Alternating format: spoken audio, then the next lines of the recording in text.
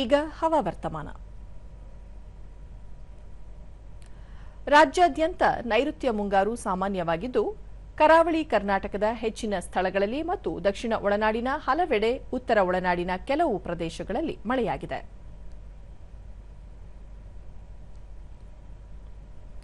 Honnavar 6, Dharmasthala, monkey, Shaktinagar 5, Brahmavar 4, Gerusoppa, ಕೋಟ, Mangaluru, ಮೂಡುಬಿದಿರೆಯಲ್ಲಿ 3 centimetre ಮಳೆಯಾಗಿದೆ. ಬಿದುರ್ಗ, ಬಂಟ್ವಾಳ, ಭಾಗಮಂಡಲ, ಗೋಕರ್ಣ, ಇಂಡಿ, ಕುಮಟ, ಪುತ್ತೂರು, ಸಿದ್ದಾಪುರ, ತಾಳಗುಪ್ಪ, ಉಡುಪಿಯಲ್ಲಿ ತಲಾ 2 ಸೆಂಟಿಮೀಟರ್ ಮಳೆಯಾಗಿದೆ. ಮುನ್ಸೂಚನೆಯಂತೆ ರಾಜ್ಯಾದ್ಯಂತ ಮುಂದಿನ 7 ದಿನಗಳ ಕಾಲ ಒಂದೆರಡು ಕಡೆಗಳಲ್ಲಿ ಮಳೆಯಾಗುವ ಸಾಧ್ಯತೆ. ಕರಾವಳಿ ತೀರ ಪ್ರದೇಶದಲ್ಲಿ ಗಂಟೆಗೆ 40ರಿಂದ 60 ಕಿಲೋಮೀಟರ್ ವೇಗದಲ್ಲಿ ಗಾಳಿ ಬೀಸಲಿದ್ದು, ಮೀನುಗಾರರು ಸಮುದ್ರಕ್ಕೆ ಇಳಿಯದಂತೆ ಎಚ್ಚರಿಕೆ ನೀಡಲಾಗಿದೆ.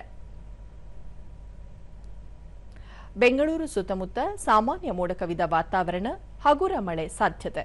ಗರಿಷ್ಠ 31 ಹಾಗೂ ಕನಿಷ್ಠ 21 ಡಿಗ್ರಿ ಸೆಲ್ಸಿಯಸ್ ತಾಪಮಾನ ದಾಖಲು ಸಂಭವ.